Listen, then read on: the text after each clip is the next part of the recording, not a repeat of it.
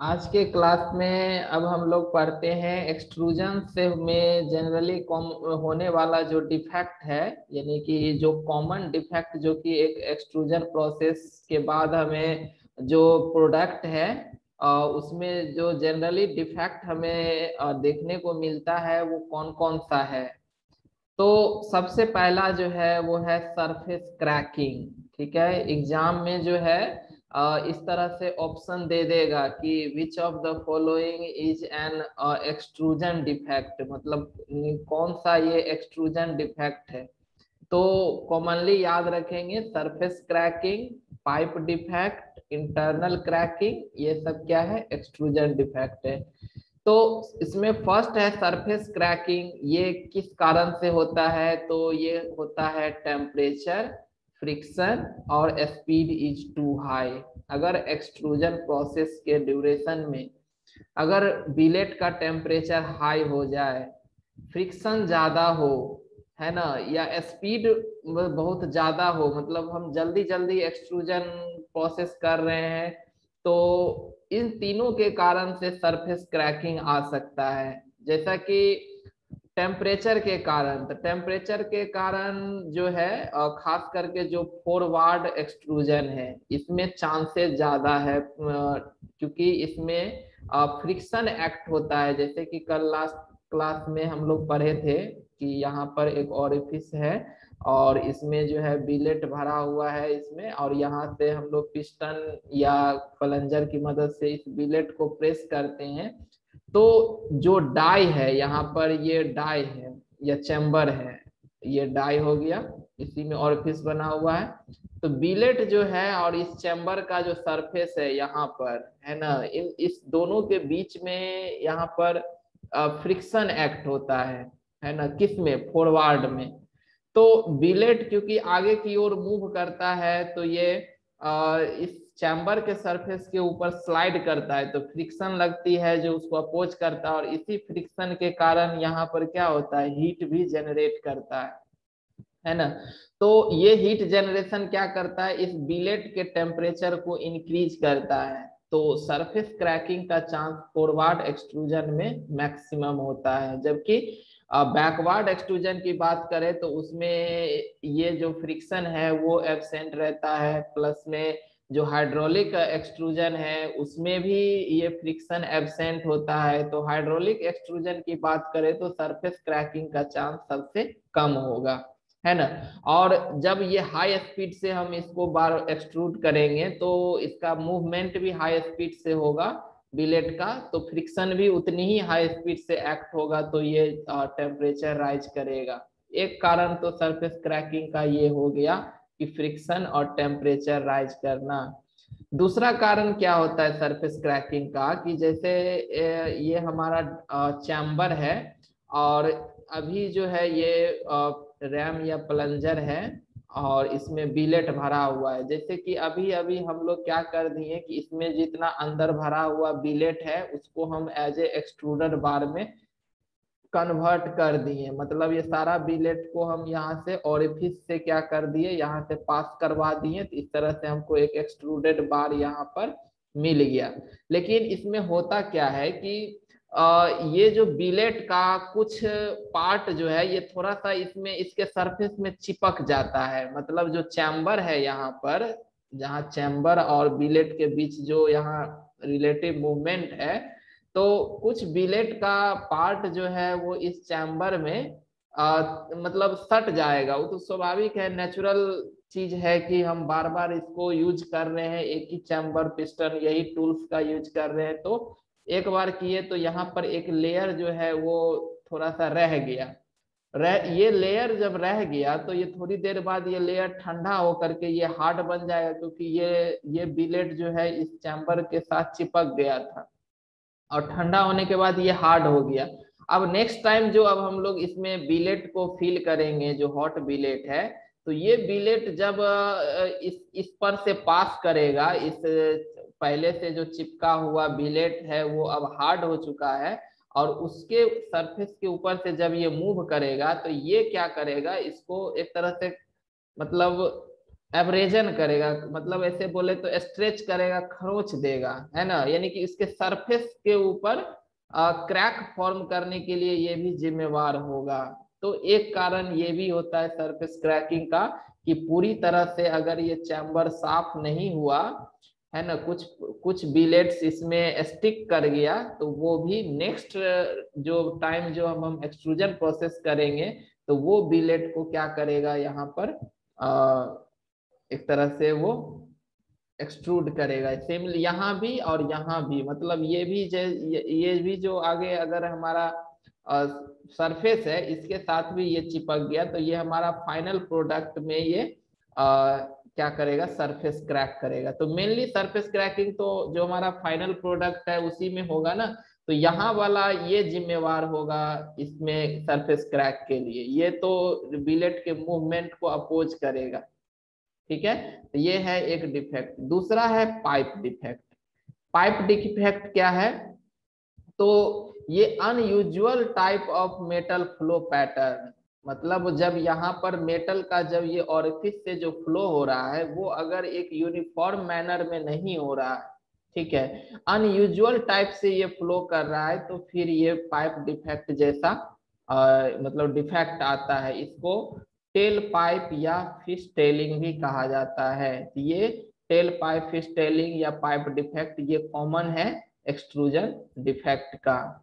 ठीक है, तो इसको हम इम्प्रूव कैसे कर सकते हैं, तो इसको इम्प्रूव करेंगे कि हम आप जो फ्लो पैटर्न है वो मतलब सही हो, यूनिफॉर्म हो, तो पाइप डिफेक्ट नहीं होगा। ठीक है, उसके बाद है कि इम्प्यूरिटीज को भी अगर हम लोग हटा देंगे बाय केमिकल इचिंग की मदद से, तो भी इसकी चांसेस कम होगी। नेक्स्ट टाइप का जो डिफेक्ट है वो है इंटरनल क्रैकिंग, है ना।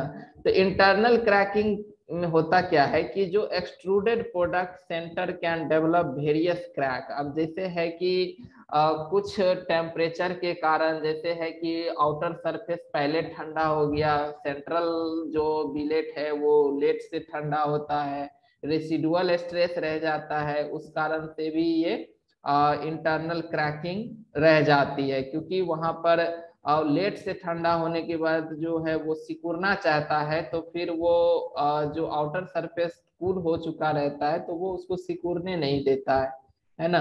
तो वो भी कारण है रेसिडुअल स्ट्रेस इंटरनल क्रैकिंग का। दूसरा चीज है कि सेंटर क्रैकिंग जो है, डाई एंगल को बढ़ाने से भी इंटरनल क्रैकिंग आता है। ज्यादा इम्प्यूरिटीज है और वो इम्प्यूरिटीज सेंटर पॉइंट पे चला गया, तो भी इंटरनल क्रैकिंग जैसा डिफेक्ट आता है। तो ये सब तीनों कॉमन डिफेक्ट है किसका, एक्सट्रूजन प्रोसेस का। अब नेक्स्ट टॉपिक है वो है फॉर्जिंग ऑपरेशंस। ठीक है, एक्सट्रूजन में क्या था कि हम मेटल को सॉफ्ट करके और उसमें एक चैम्बर में हम फिल करके रैम प्लंजर की मदद से उसको हम एक बार में कन्वर्ट करते थे, तो वो प्रोसेस एक्सट्रूजन कहलाता है। फॉर्जिंग, फॉर्जिंग भी एक तरह का मेटल फॉर्मिंग प्रोसेस है, यानी कि फॉर्जिंग ऑपरेशंस भी हम bye plastic deformation of material, जो भी मटेरियल का फॉर्जिंग ऑपरेशन करते हैं वो उसमें जो शेप या कोई इंप्रेशन देते हैं, तो वो कैसे, तो वो प्लास्टिक डिफॉर्मेशन से, है ना। जैसे सपोज कि हम लोग यहाँ पर एक कोई एक सॉफ्ट ब्लॉक है ना, और इस ब्लॉक में हम लोग क्या करते हैं, कुछ भी अपना इसमें जैसे रामें लिखना चाहते हैं कि इस तरह का इंप्रेशन आ जाए। ठीक है, तो ये भी एक क्या है, तो ये इंप्रेशन कैसा आए, कैसे आएगा, तो ये बाय फॉर्जिंग प्रोसेस, मतलब हम लोग इसी लेटर का बना हुआ कोई ऐसा डाई लाएंगे और उस डाई के बीच में इस ब्लॉक को रख करके और डाई से हम लोग इसको प्रेस करेंगे, तो इस तरह से यहाँ पर क्या हो जाएगा, इंप्रेशन जो है वो उखड़ जाएगा, है ना। तो इंप्रेशन देने के लिए भी फॉर्जिंग ऑपरेशन का यूज होता है। साथ साथ जो है सबसे अच्छा है कि जैसे हम लोग सिक्का जो हम लोग रुपए जो हम लोग देखते हैं, 1 रुपए 2 रुपए का जो सिक्का होता है उसमें बहुत सारा फिगर बना हुआ रहता है, 1 रुपीज ऐसे लिखा हुआ रहता है ना। और ये हम देखते हैं कि ये कोई पेंटिंग से नहीं रहता है, या मतलब ऐसे हम बोले तो कोई ऐसा नहीं है कि कोई कलम या पेन या पेंटिंग किया हुआ है, ये नहीं, ये डायरेक्ट कॉइन के ऊपर इम्प्रेशन दिया हुआ रहता है, इसलिए ये जल्दी मिटता नहीं है। तो ये इम्प्रेशन एक तरह से क्या हो गया कि फॉर्जिंग ऑपरेशन से ही होता है ना। तो यही है फॉर्जिंग ऑपरेशन। फॉर्जिंग मीन्स होता है कि shaping of metal by excusing them between two और मोर डाई, दो या दो से अधिक डाई के बीच में हम मटेरियल ब्लॉक को रखते हैं और उस पर हम एक्सक्यूजिंग करते हैं, मतलब उस पर हम प्रेशर डालते हैं। इससे हमारा या तो इम्प्रेशन बनता है, या फिर हमको कोई अगर पर्टिकुलर शेप या साइज में लाना है तो भी फॉर्जिंग ऑपरेशंस के थ्रू हम उसको प्लास्टिक डिफॉर्मेशन से ही उसका हम शेपिंग और साइजिंग कर देते हैं, तो वो एक फॉर्जिंग ऑपरेशंस हुआ, है ना। तो अगर ये फॉर्जिंग ऑपरेशंस जो है, कभी कभी कुछ मटेरियल सॉफ्ट होता है तो उसको डायरेक्ट हम रूम टेम्परेचर पे ही कर सकते हैं। अब जैसे मान लेते हैं कि कोई एक एल्युमिनियम का वायर है, तो एल्युमिनियम के वायर को हम लोग हाथ से भी टेढ़ा कर देते हैं, ठीक है। लेकिन वहीं पर कोई एक जैसे आयरन का रॉड है, तो आयरन का रॉड हमारा हाथ से टेढ़ा नहीं होगा, तो उसके लिए हम लोग कोई टूल्स का इस्तेमाल करते हैं, तो वो भी एक क्या है, फॉर्जिंग ऑपरेशन है। तो अगर ये रिक्रिस्टलाइजेशन टेम्परेचर, हर मटेरियल का एक रिक्रिस्टलाइजेशन टेम्परेचर होता है जहां पर वो अपना क्रिस्टल स्ट्रक्चर चेंज करता है। तो अगर रिक्रिस्टलाइजेशन टेम्परेचर से बिलो टेम्परेचर पर अगर हम फॉर्जिंग ऑपरेशन कर रहे हैं तो फिर उसको कहेंगे कोल्ड फॉर्जिंग, और अगर एबव रिक्रिस्टलाइजेशन टेम्परेचर है तो उसको हम कहेंगे हॉट फॉर्जिंग, है ना। तो हॉट फॉर्जिंग ऑपरेशन के लिए जो सबसे कॉमनली यूज होने वाला टूल्स है वो है एक हैमर। हम लोग हैमर लेते हैं, एनविल लेते हैं, ठीक है। और एक डाई डाई भी इसमें होता है कि डाई में भी डायरेक्ट इंप्रेशन देते हैं। एनविल हो गया जिसके ऊपर एक बड़ा सा हार्ड स्ट्रक्चर जैसा ऐसे वर्कशॉप में हम लोग देखते हैं, इस तरह का रहता है, और इसी पर हम लोग ब्लॉक को रख के और यहाँ पर जो है हैमर से हम लोग इसको लगातार स्ट्राइक करके और इसको हम डिफरेंट शेप साइज देते हैं। तो ये भी एक तरह का क्या है, फॉर्जिंग ऑपरेशन है ना। फॉर्जिंग ऑपरेशन में जैसे एक टर्म है एजिंग। एजिंग क्या है, तो it is performed by a pair of concave die. Concave die यानी कि ये इस तरह का डाई होता है ना। तो कोई भी अगर ब्लॉक को अगर हम लोग इस कॉनकेव डाई में रख करके और तब फॉर्जिंग ऑपरेशन करेंगे तो इसमें मटेरियल का मूवमेंट किधर होगा, सेंटर की तरफ होता है, ठीक है। तो अगर मटेरियल का मूवमेंट सेंटर की तरफ है यानी डाई का शेप कॉनकेव डाई है तो वो प्रोसेस कहलाएगा एजिंग, है ना। और फॉलरिंग जो होता है इसमें कॉन्वेक्स डाई होता है, और कॉन्वेक्स डाई मतलब हो गया कि इस तरह का डाई शेप होता है, हम लोग यहाँ पर ब्लॉक रख करके और इस पर अपना फॉर्जिंग ऑपरेशन करते हैं, तो ये क्या होगा, ये ब्लॉक जो है धीरे धीरे ये सेंटर से दूर मूव करेगा, इस तरह से ये कन्वर्ट होगा, है ना। तो ये कहलाता है फॉलरिंग। इसके बाद है कि टाइप्स ऑफ फॉर्जिंग, कौन कौन से टाइप होते हैं, तो जैसे है कि ओपन डाई फॉर्जिंग, है ना, close die forging, impression die forging. अब नाम से ही क्लियर है कि ओपन डाई फॉर्जिंग मतलब हो गया कि ये फॉर्जिंग ऑपरेशन जो है एक ओपन डाई में होगा, ये क्लोज नहीं होगा, ये ओपन डाई होगा, है ना। जैसे कि यहाँ पर एक फिगर में दिख रहा है, ये ओपन डाई फॉर्जिंग है ना। यहाँ पर जैसे ये हमारा ब्लॉक है, ठीक है, और यहाँ पर हम दो डाई के बीच में इसको प्लेस्ड कर दिए, ये पूरी तरह से क्या है, यहाँ पर ओपन है, खुला हुआ है। और उसके बाद अब हम इस दोनों ही डाई को जो है या तो कंप्रेस करते हैं, है ना, तो फिर ये अपना शेप साइज को गेन करता है। तो इस प्रकार का जो खुला एटमॉस्फेयर में हम फॉर्जिंग ऑपरेशन करते हैं तो वो कहलाता है ओपन डाई फॉर्जिंग, ठीक है। देखिए अंतर क्या है, कास्टिंग और फॉर्जिंग में अगर हमको अंतर पूछे कि कास्टिंग और फॉर्जिंग में क्या अंतर है, तो कास्टिंग में क्या है कि इसमें भी हम लोग ब्लॉक को एक शेप साइज में बनाते हैं, मतलब पहले मोल्ड तैयार करते हैं जिस शेप का हमें और जिस साइज का हमें ब्लॉक बनाना है उस शेप साइज का हम लोग मोल्ड तैयार करते हैं। लेकिन इसमें हम लोग मेटल को डायरेक्ट पिघला के डाल देते हैं और इस पूरे कैविटी को भर देते हैं मोल्ड को, और फिर ठंडा होकर के हमको उस शेप साइज में ब्लॉक प्राप्त होता है। फॉर्जिंग में क्या है कि फॉर्जिंग में हम पिघलाते नहीं है, बल्कि हमारा जो डाई होता है, इसमें जो टूल्स डाई है, उस डाई में पहले से ही हमारा जो जिस शेप का ब्लॉक बनाना है उस शेप का इम्प्रेशन इसमें बना हुआ रहता है।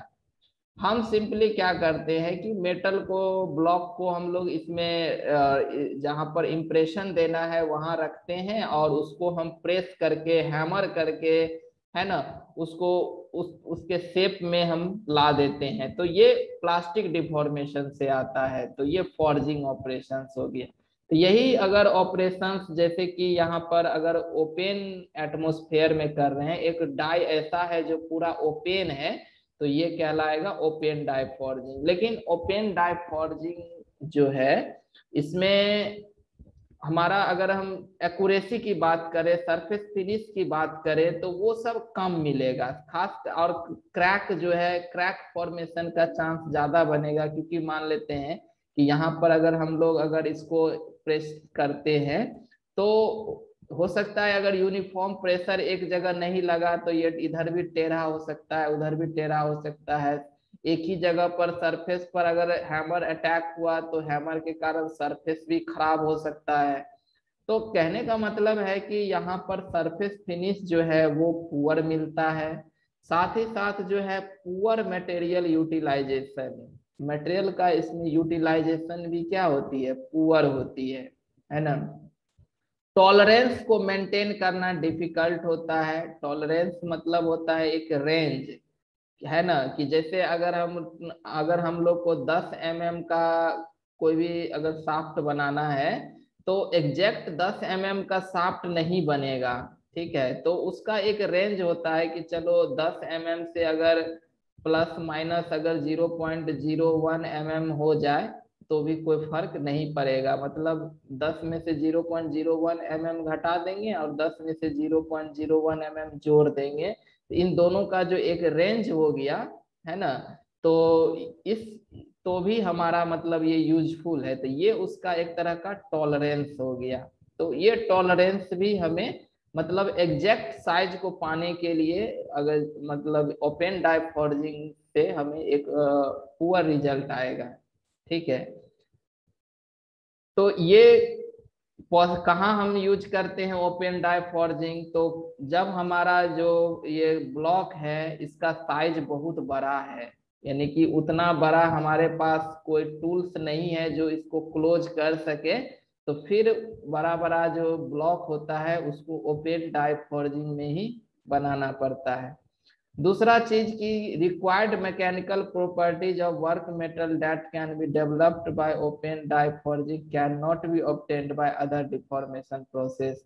यानी कि जो मैकेनिकल प्रॉपर्टीज हमें ओपन डाई फॉर्जिंग से प्राप्त होती है, अगर वो प्रॉपर्टीज किसी और मेथड से नहीं हो रहा है तो स्वाभाविक है हम ओपन डाई फॉर्जिंग करेंगे, है ना। या फिर कोई वैसा प्रोडक्ट जो हमारे लिए उतना टॉलरेंस मायने नहीं रखता है ना, क्योंकि ये थोड़ा सा मतलब इजी पड़ता है और सस्ता पड़ता है ना, तो इसको हम डायरेक्ट मतलब कर लेते हैं और जल्दी जल्दी भी होता है। क्लोज में थोड़ा सेटअप ज्यादा होता है, इस वजह से वो एक कॉस्टली भी हो जाती है, तो उसमें है कि एक्यूरेसी ज्यादा मिलता है।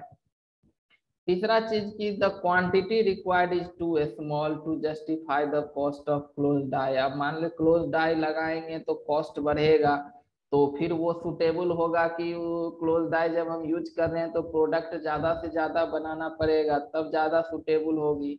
लेकिन अगर हमको प्रोडक्ट की जरूरत कम है, ठीक है, तो फिर हम ओपन डाई से ही बना लेते हैं, इससे हमारा कॉस्ट कम आता है। नेक्स्ट टाइप फॉर्जिंग का है वो है क्लोज डाई फॉर्जिंग। ठीक है, क्लोज डाई फॉर्जिंग का ये सेटअप है जिसमें एक अपर डाई होता है, एक लोअर डाई होता है, और जब हम अपर डाई और लोअर डाई को एक साथ प्लेस कर देते हैं तो फिर ये पूरी तरह से चारों तरफ से ये क्लोज हो जाता है। अब जो इम्प्रेशन है वो अपर डाई में भी बना हुआ रहता है, लोअर डाई में भी बना हुआ रहता है। तो इसके बीच में अपना मतलब डाई में ही क्या है, अपना इम्प्रेशन बना हुआ है। और इसी इम्प्रेशन में हमें क्या करना है, ब्लॉक को फॉर्जिंग ऑपरेशंस करना है।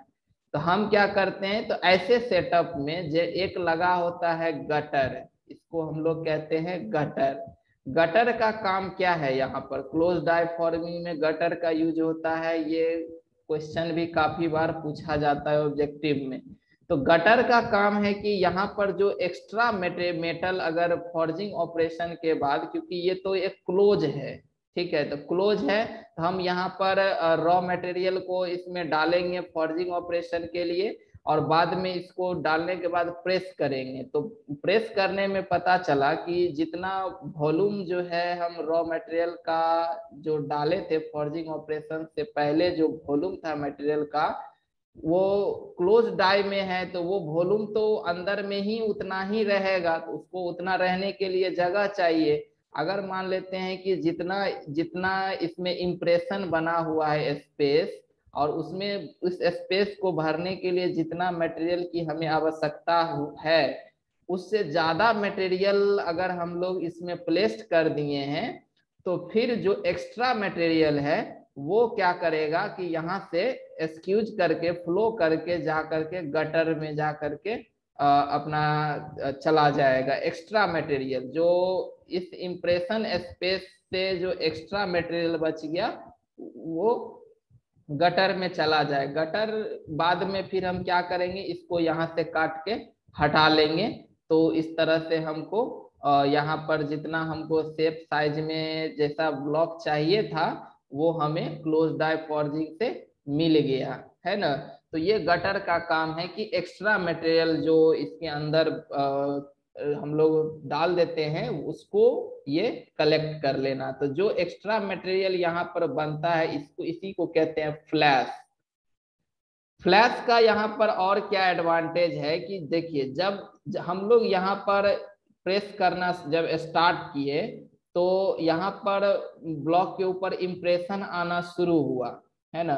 और इम्प्रेशन आना शुरू हुआ, अब फिर बाद में पता चला कि जितना इसके पास स्पेस है वो पूरा भर चुका है।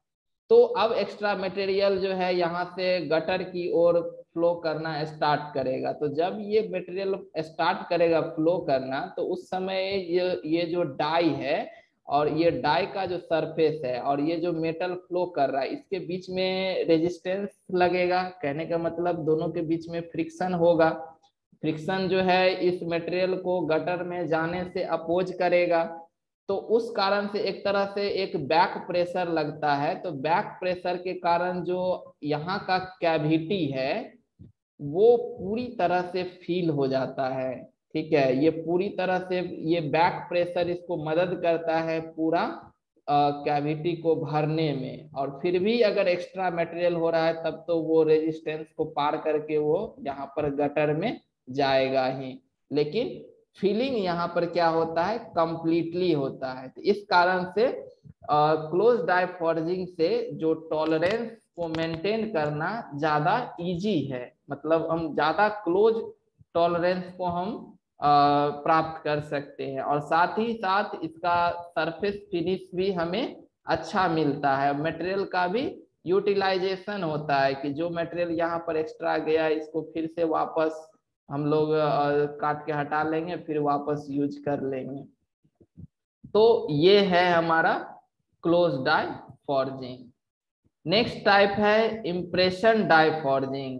सिंपल चीज है कि इम्प्रेशन डाई फॉर्जिंग एक तरह का क्लोज डाई फॉर्जिंग ही होता है। लेकिन इसमें इसमें क्या है, क्लोज डाई फॉर्जिंग में कि जितना मटेरियल हमें रिक्वायर्ड है फॉर्जिंग ऑपरेशन के लिए से, उससे ज्यादा अमाउंट में हम लोग मटेरियल को डाल देते हैं पहले ही, ताकि जो यूज होगा होगा, जो एक्स्ट्रा बचेगा वो अपना इसमें गटर में चला जाएगा। लेकिन इम्प्रेशन डाई फॉर्जिंग में जो है वो गटर नहीं होता है। इम्प्रेशन डाई फॉर्जिंग में कोई गटर नहीं होता है। तो अब स्वाभाविक है, गटर अगर नहीं होगा तो फिर हमको इस जो डाई है उसके अंदर हमको उतना ही मटेरियल को डालना होगा जितना इसमें हमें जरूरत है इसका शेप बनने में, है ना।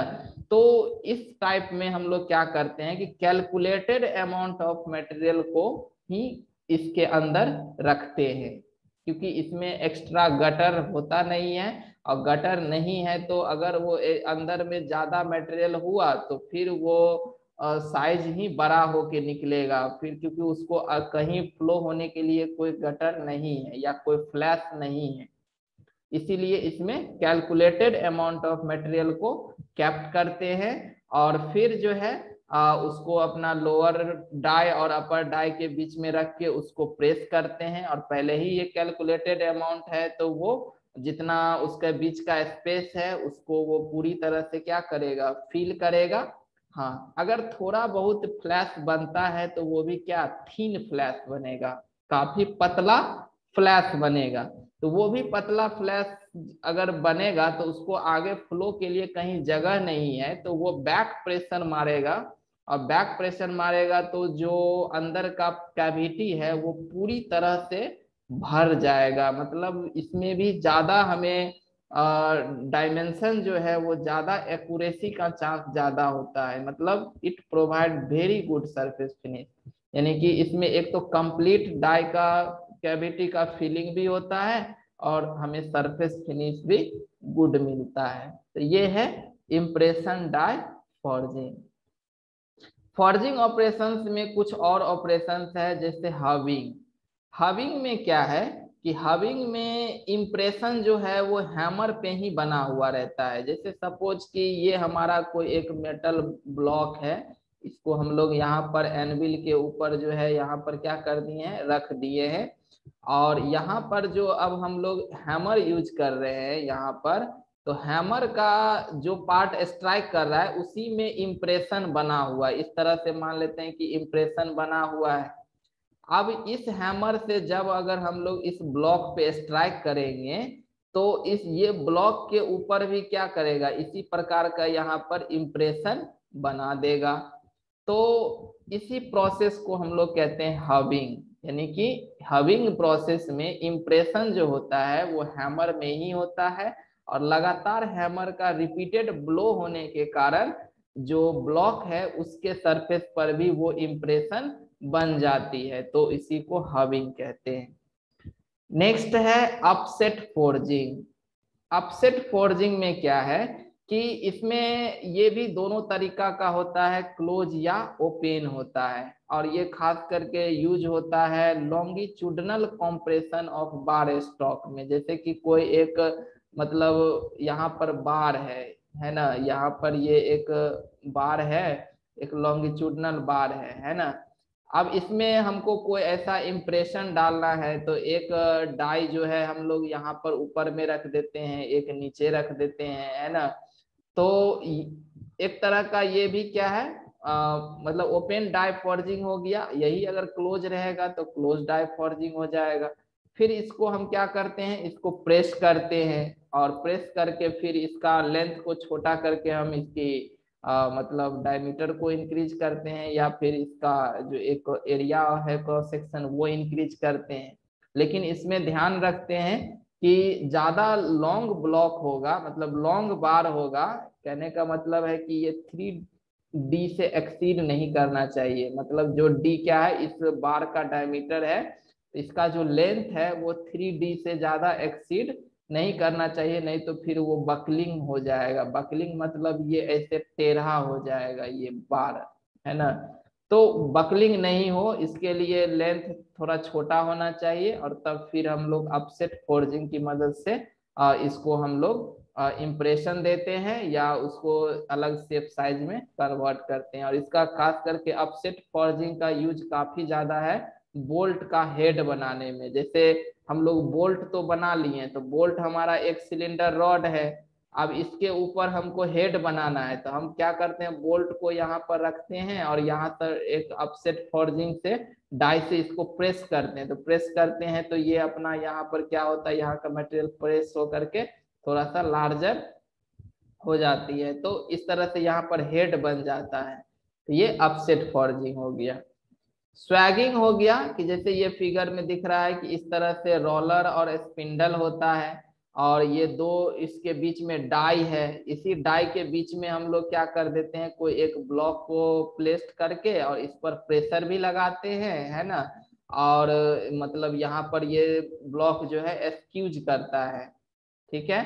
तो सिमिलरली यहाँ भी एक है कि ये दो, ये अगर छोटा ब्लॉक है तो ये पूरा क्लोज में हो जाएगा, यहाँ ओपन हो गया। तो इसी के बीच में हम ब्लॉक को रख करके और प्रेशर लगा करके, है ना, इसको इधर उधर रोटेट करवा करके भी हम उस पर इम्प्रेशन देते हैं, या उसको शेप, जो भी शेप साइज करना है वो करते हैं। तो वो कहलाता है स्वैगिंग, है ना। खास करके रिफिल बैरल, है ना, ये प्रोड्यूस होता है स्वैगिंग ऑपरेशन से। नेक्स्ट एक और इम्पोर्टेंट है रोल फॉर्जिंग, है ना। ये काफी ज्यादा यूज होता है किसमें, तो रेलवे व्हील में। रेलवे का जो व्हील होता है वो फॉर्जिंग ऑपरेशन से बनता है। ये भी काफी इम्पोर्टेंट क्वेश्चन है एग्जाम के लिए कि रेलवे व्हील का निर्माण कैसे होता है। तो पहला बात फॉर्जिंग ऑपरेशन से होता है, और फॉर्जिंग में भी कौन सा, तो रोल फॉर्जिंग। तो रोल फॉर्जिंग में जो डाई होता है वो रोल टाइप का डाई होता है, और उस रोल टाइप के डाई में ही हम रेलवे व्हील को या व्हील को हम प्लेस कर देते हैं।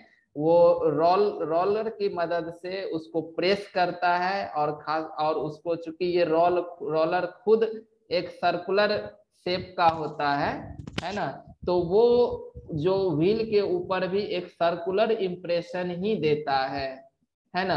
साथ साथ जो है इसका यूज जो है कर रहा है कि reducing the diameter of rod, rod के डायमीटर को रिड्यूस करने में। जैसे यहाँ पर फिगर है कि दो रॉल है, इस रॉल के बीच में हम लोग यहाँ पर क्या करते हैं कि वर्क पीस को फिक्स दे देते हैं। अगर मान लेते हैं कि ये वर्क पीस जो है लार्जर डायमीटर का है, तो एक रोल तो अपना फिक्स होता है। फिक्स होने का मतलब ये है कि ये अपने ही पॉइंट पर ये रोटेट करते रहेगा, दूसरा रोल को हम अप डाउन कर सकते हैं।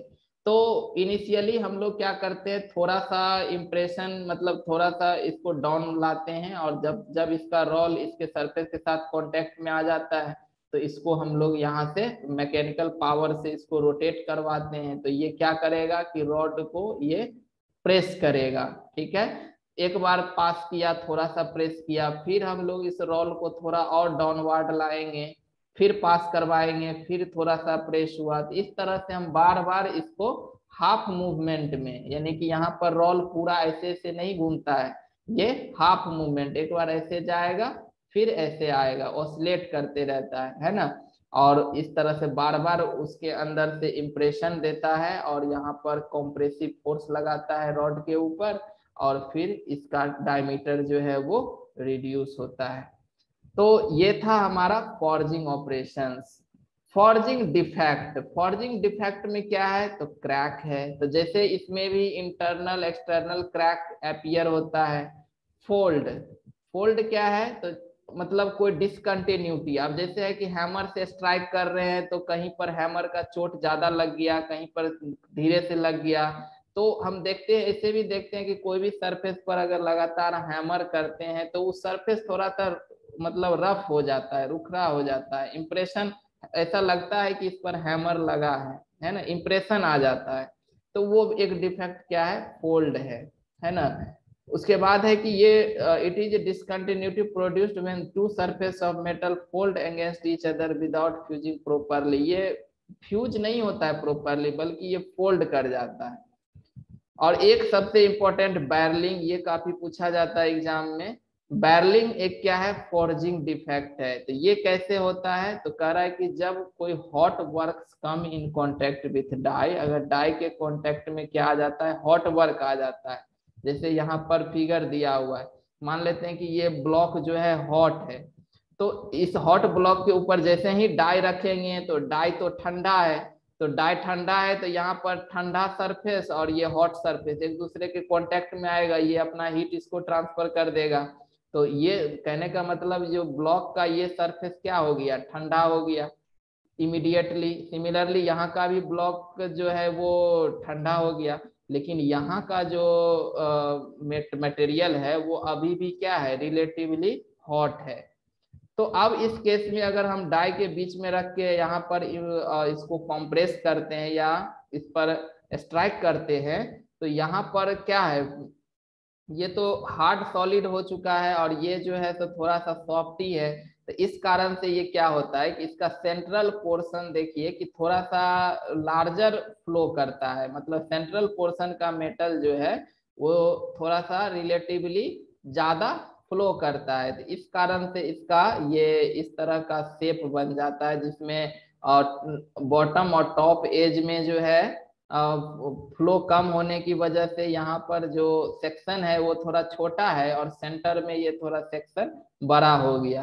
तो इस तरह का जो मतलब डिफेक्ट आ गया, एक तरह से हम कहें तो ये एक नॉन सिलिंड्रिकल शेप बन गया। तो इसी को हम कहते हैं बैरलिंग। ठीक है, तो ये क्या है, वो एक फॉर्जिंग डिफेक्ट है। इस तरह से हम लोग फॉर्जिंग क्या है, फॉर्जिंग का टाइप्स क्या है, और फिर हम उसका डिफेक्ट्स के बारे में हम लोग जाने।